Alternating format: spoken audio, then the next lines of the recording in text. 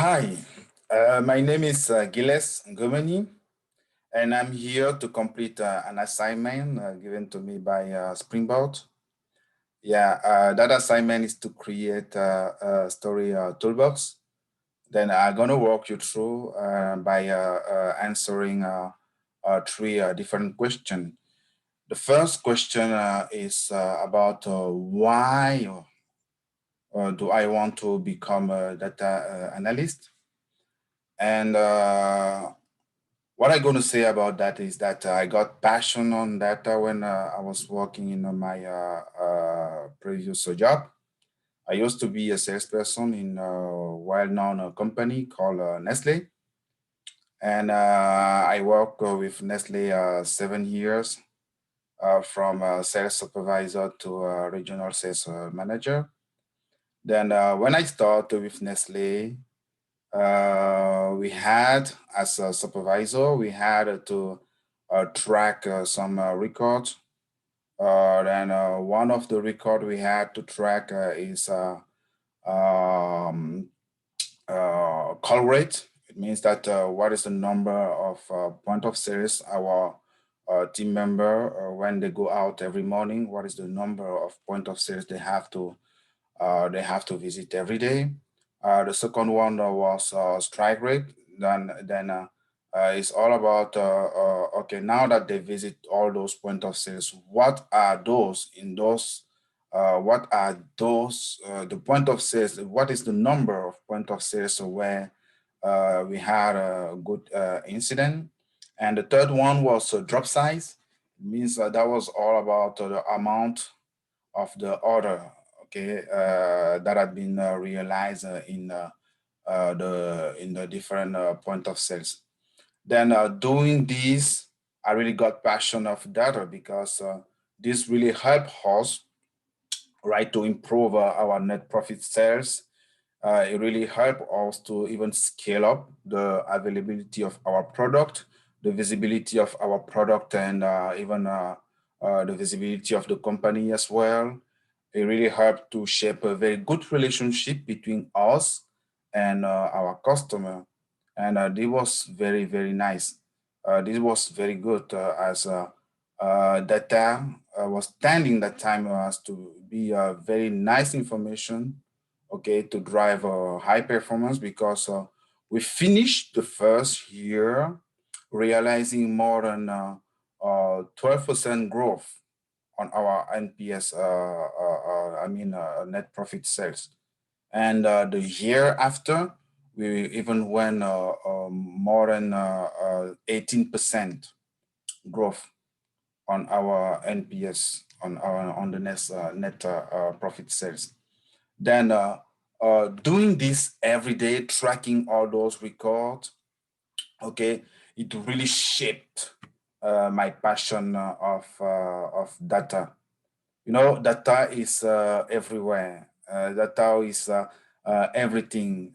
As we are speaking now, we have billions and billions of data, okay, that have been processed, okay, in the worldwide world every second.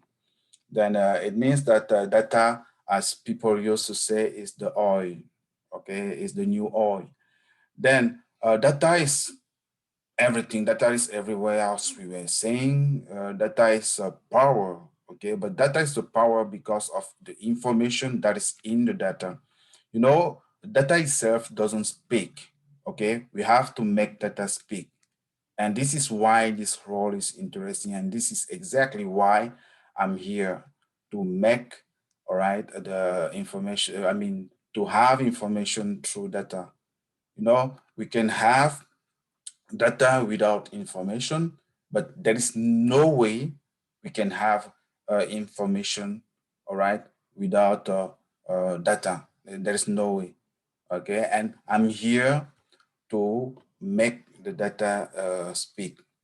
Then I have worked on the different projects through my experience and learning.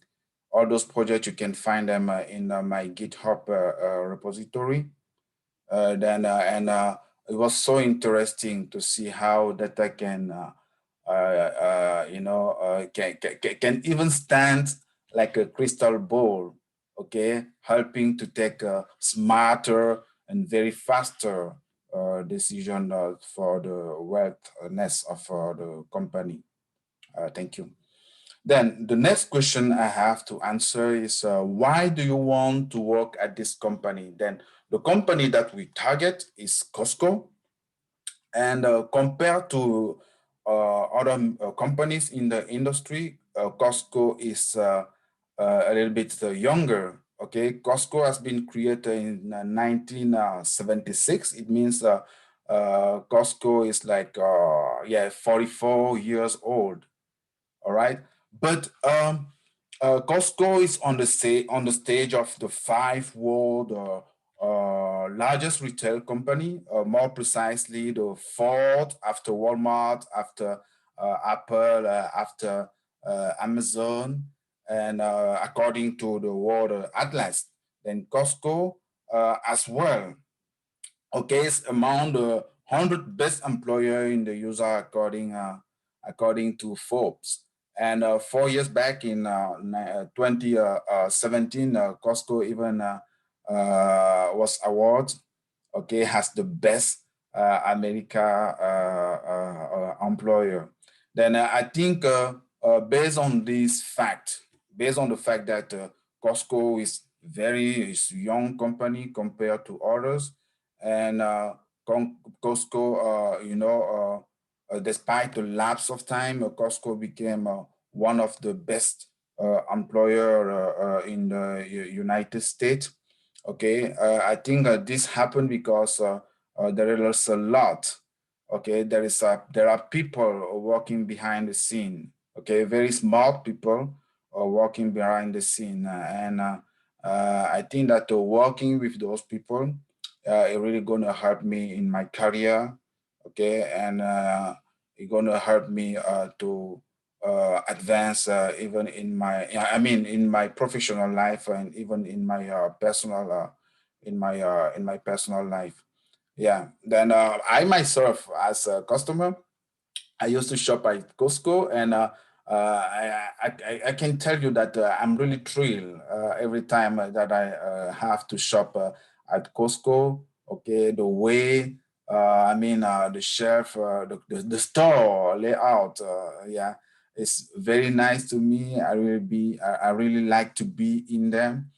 And at Costco, almost every time for each experience, you always have to see something new, something special. Then I think there are very hardworking people working behind the scene to make this happen. And another information according to Glassdoor. Okay, Costco has a retention rate, customer retention rate of 85%. That is very great, and that is one of the best in the industry. Then this as well is one information that is that is capital to know that behind all what we see, there are people, very smart people working behind, and I want to be one amongst them, knowing that they're really gonna hold my hand, and then they're gonna push me a little bit up in terms of professional and even personal aim.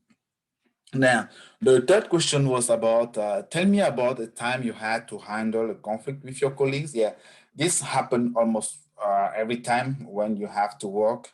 This happened almost every time. I do remember for my first experience when I started working in my last company.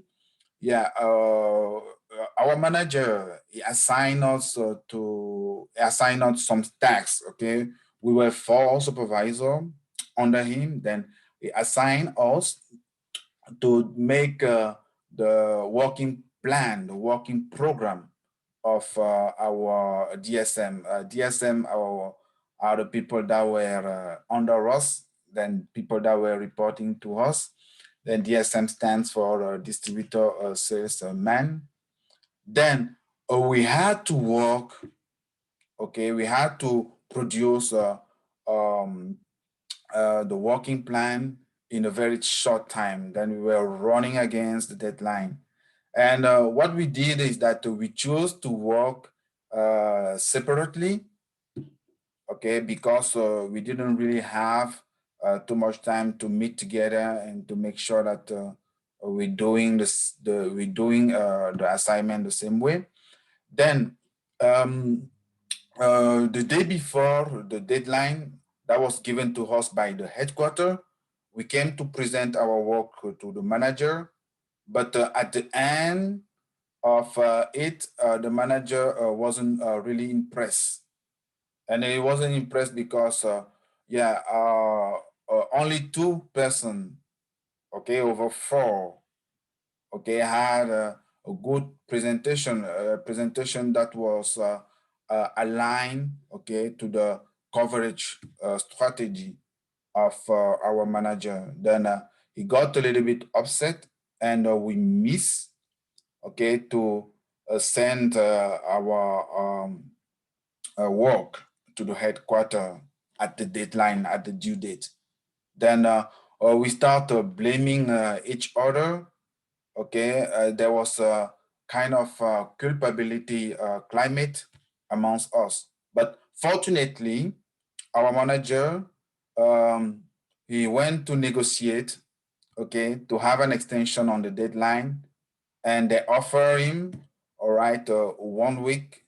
Then they push the deadline for 1 week, and this was a very nice occasion for us, okay, to make things being different.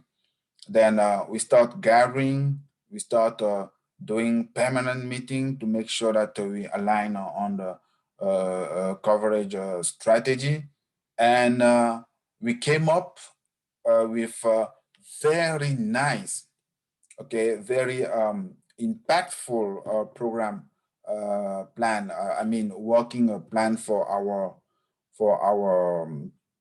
for our teams, and that was a very nice experience. And what I learned from that experience is that it doesn't matter because it doesn't. I mean, it doesn't matter. Okay, how good you are, how performant you are.